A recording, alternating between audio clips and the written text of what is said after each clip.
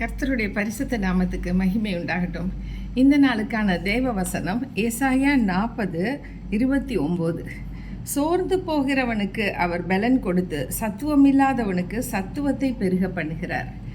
2 காரியங்கள் பாருங்க. சோர்ந்து போகிறவங்க இருக்காங்க இல்லையா, அவங்க ஏன் சோர்ந்து போட்டாங்கன்னா அவங்க வாழ்க்கையில் சில காரியங்கள் நடக்கலை. நிறையா நாட்கள் நிறைய வருஷங்கள் ஜெபம் பண்ணியிருப்பாங்க, அதுக்கு ஆன்சர் வரலன்னொடனே அவங்க சோர்ந்து போயிருப்பாங்க. அது ஒரு சைக்கலாஜிக்கல் ப்ராப்ளம், அது ஒரு மென்டல் ப்ராப்ளம். அப்படி அந்த ப்ராப்ளம் இருக்கிறது நிமித்தம் அவங்களோட சரீரம் சத்துவம் இல்லாமல் போயிடும், பலன் இல்லாது போயிடும். ஸோ அதுக்காக தான் ஆண்டவர் சொல்கிறாரு, சோர்ந்து போகிறவனுக்கு அவர் பலன் கொடுக்குறாராம். ஹல்லேலூயா. அவர் பலன் கொடுக்குற தெய்வம். அவர் பலப்படுத்துகிற கிறிஸ்துவினால் எல்லாவற்றையும் என்னால் செய்ய முடியும்னு சொல்லிட்டு பவுல் அப்போஸ்தலன் எபேசியரில் சொல்லியிருக்கார். எபேசியர் 4ஆம் அதிகாரத்தில் 13வது வசனத்தில் இது இருக்குது.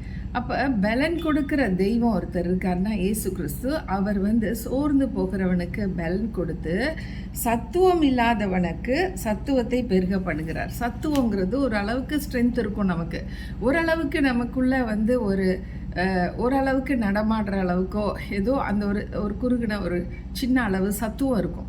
அந்த சத்துவத்தை அவர் பெருக பண்ணுகிறார். அதை குறுகி போனோன்னா சத்துவம் இல்லாமல் பலன் இல்லாமல் மடிந்து போயிடுவோம். ஆனால் ஆண்டவர் சோர்ந்து போகிறவனுக்கு பலன் கொடுக்குறாரு, சத்துவம் இல்லாதவனுக்கு சத்துவத்தை கொடுத்துட்றாரு. அவர் கொடுக்குற தெய்வனால அவர்கிட்ட கேட்கணும், ஆண்டவரே நான் பலன் இல்லாமல் இருக்கிறேன், நான் சோர்ந்து போயிருக்கேன், எனக்கு பலன் கொடுங்க, எனக்கு ஒரு மென்டல் ஸ்ட்ரென்த் வேணும், எனக்கு ஒரு மென்டல் ட்ரோமாவில் இருக்கேன், நான் ஒரு பயங்கர ஒரு மன உளைச்சலில் இருக்கேன், ரொம்ப கவலையில் இருக்கேன், ரொம்ப கண்ணீரான ஒரு பாதையில் போயிட்டுருக்கேன், எனக்கு நீங்கள் பலன் கொடுங்க ஆண்டவரே, பலனற்று இருக்கிறேன், நான் சோர்ந்து போயிருக்கேன், எனக்கு ஒரு சந்தோஷம் இல்லை, நிம்மதி இல்லை, என் வாழ்க்கையில் எல்லாம் நொந்து போயிருக்கேன், எனக்கு நீங்கள் பலன் கொடுங்க, பலன் கொடுங்க, பலன் கொடுங்கன்னு கேட்க கேட்க பலன் வரும் பாருங்கள்.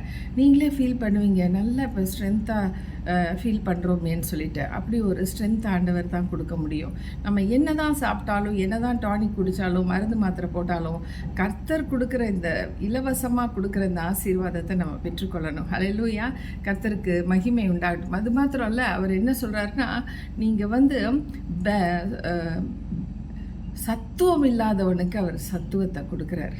இப்போ அயனுக்காக வேண்டி இன்ஜெக்ஷன்ஸ் குத்திக்குவாங்க பாருங்களேன், நல்லா ஸ்டாமினா வரணுங்கிறதுக்காக சில பேர் சில காரியங்களை பண்ணுவாங்க.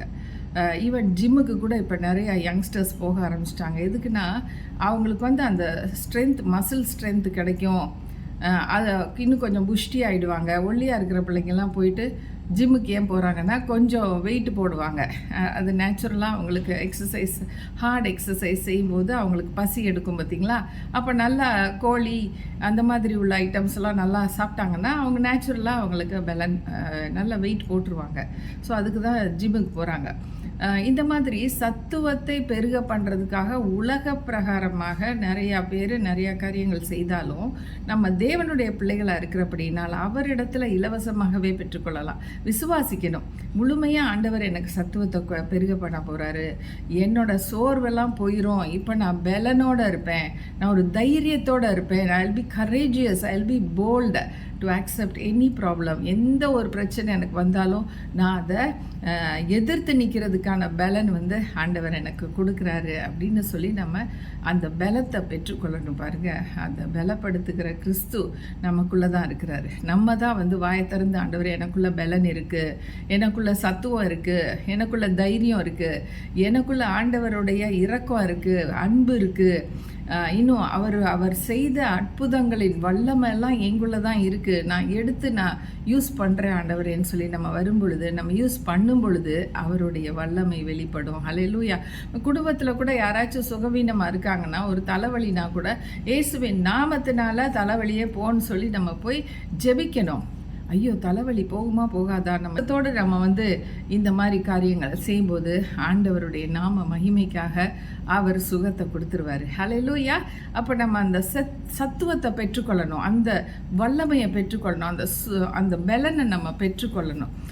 நமக்காக மாத்திரம் இல்லை, பிறருக்காகவும் நம்ம பெற்றுக்கொள்ள வேண்டியிருக்கு.